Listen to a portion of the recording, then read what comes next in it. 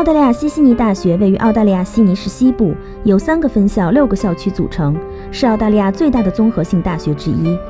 尽管该校仅有25年的历史，但这并不妨碍其成为澳洲乃至亚洲的知名大学之一。西悉尼大学是澳大利亚首家联合式大学，拥有全澳最大的学校网络，有学生大约4.2万人。其最古老的霍克斯伯里学院已有长达上百年的历史。该大学的专业中最有名的和最受欢迎的几大专业，便是其教育、护理、翻译等专业。西悉尼大学积累了丰富的经验与学术水平，其毕业生的水平高与起薪较高，也得到了社会的认同。来自世界70多个国家和地区的3000多名留学生在西悉尼大学攻读本科、研究生、英文及其他课程。在西悉尼大学众多学院中，一个以澳大利亚前总理惠特拉姆命名的学院独具特色。该学院包括一个公共图书馆，用于展示惠特拉姆个人的藏书和他保存的文件，还包括一个以他已故夫人玛格丽特·惠特拉姆命名的公共画廊。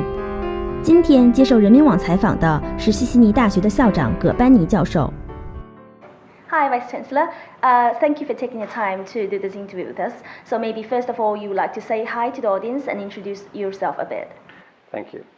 Hello, I'm Professor Barney Glover. I'm the Vice Chancellor and President of the University of Western Sydney in Sydney, Australia. And I've been in the role for about 4 months. Before I come here, I searched a little bit on the China major search engine about the University of West Sydney, and it turns out to be keywords like diversity, a young, lovely university of new style. You have any comments on that? The University of Western Sydney is in fact celebrating this year its 25th anniversary. Right. So the university began in its current form in 1989, and it is a very diverse university located in the western part of Sydney. We have over 42,000 students, so a very comprehensive university and a very multicultural university which matches our community. The community of Western Sydney is very rich and multicultural. The university actually has a longer history than that. Like many Chinese universities, we began actually in 1891 when the Hawkesbury Agricultural College began. But the university over time has changed into its current form, and it's our 25th anniversary this year, so we're very proud of that. University of West Sydney now is quite familiar among Chinese students now.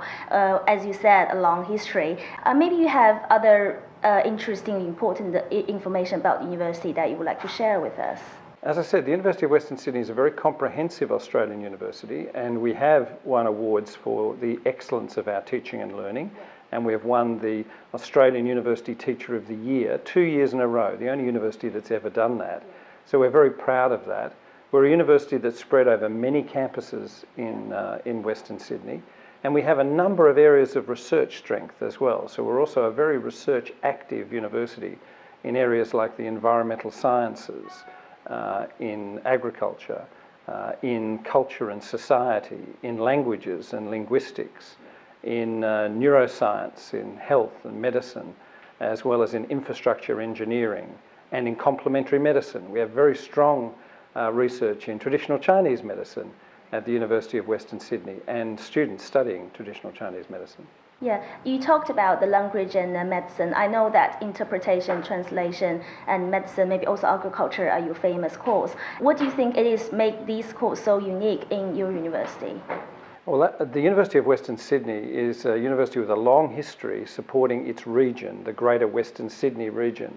This is a region of 2.1 million people, but it's a very diverse region, a very multicultural part of Australia. There are over 170 different ethnic communities living in Western Sydney. So over that time, the university has developed a number of courses to support the growth of our region, whether it be in medicine, we have a great medical faculty, whether it be in arts and culture to reflect the cultural diversity of our region, or whether it's in agriculture and environmental sciences, which are very important in Australia and all around the world. So our region has helped to guide the development of our programs, and it's given us that richness and that diversity as we serve a community of 2.1 million people in Western Sydney. I see. So what about the translation and interpretation? Because a lot of Chinese students are quite interested in this course. Translation and interpretation has been a great area of success for our university over many years. It's located in our School of the Humanities and Communication Arts. We have wonderful connections to universities in China, in relation to translation and interpretation. It's a strong course in Australia, but the University of Western Sydney has one of the best translation and interpretation courses, both at undergraduate and postgraduate level. Okay, so usually when they graduate from the course, where they go?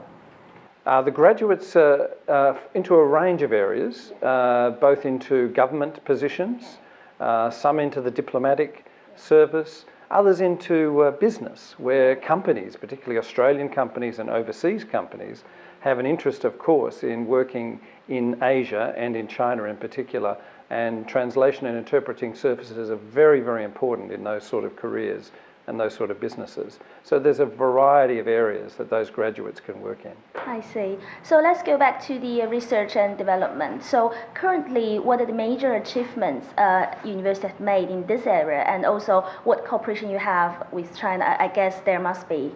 Yeah. Yes, we have strong links to China in research in a range of areas. We're very, very proud that over 70% of the research at the University of Western Sydney is rated at world level, world class or above. In Australia, we have a rating system known as the Excellence for Research in Australia system, and so we have many areas that are ranked very, very highly. Complementary medicine, for example, we have the highest ranked complementary medicine research centre in Australia, the National Institute for Complementary Medicine. It has very strong research linkages in China with Chinese universities. And that involves the exchange of students, it involves the exchange of staff, it involves joint research programs, joint supervision of PhD students, for example. And again, with links into Asian universities generally in environmental science and in climate change. So we have a number of areas. Culture and society would be another area, particularly focused on urban living and cultural development in urban centres around the world. And these are areas which have strong connections to cities in our region, in China in particular. Yeah, I see. And after you became the Vice Chancellor, you've been to China many times, of course. Maybe you can tell us about these trips and also your major achievement that you have made in China recently. I've just come back from 2 weeks in China, which was a very enjoyable trip. Very, very hectic trip. We visited a number of cities and universities, signed a number of agreements with our partners in China. I've been very fortunate over many years to have an opportunity to visit China and to establish connections between Australian universities and Chinese universities. On this particular trip, we visited Ningbo and signed an agreement there with an Australian institution as well as the Ningbo Foreign Affairs School to establish a very strong linkage there for pathways to Australian courses at the University of Western Sydney, as well as opportunities for English language training and other areas. We certainly spent time at the Beijing University of Chinese Medicine and developing a number of new research and teaching opportunities in collaboration with that university. We visited a number of Chinese companies working in complementary medicine and to develop stronger research links between our university and pharmaceutical companies in China. So it was a very busy and hectic trip, and I think it illustrates the importance to our university of strong relationships with government, with universities, and with business in China. We're very interested in seeing more of our students having an opportunity to spend time at Chinese universities and study at Chinese universities. So one of the outcomes of the trip will be, I hope, more Australian students from the University of Western Sydney spending time at our partner universities in China. Oh, that's interesting. Hope all this cooperation can go well. Oh, I'm sure they will. Yeah, I also heard there is an institute called Whitlam Institute in the university. Can you tell us more about that institute? Yes, we're very proud of the Whitlam Institute. It's named after a former Prime Minister of Australia, Edward Gough Whitlam, who was Prime Minister in the 1970s, between 1972 and 1975. He's very famous in Australia because one of the great achievements of his government, and in fact even prior to him becoming Prime Minister, he made a historic trip to China and met Mao Zedong and other Chinese leaders in 1971. And it was the beginning of the development of Australia's modern relationship with China. And he went on to cement that relationship while he was Prime Minister. We're very fortunate that Mr. Whitlam is still alive. He's nearly 100, he's 98 years old, and he still has a great connection to our university. And the Whitlam Institute is named in his honour.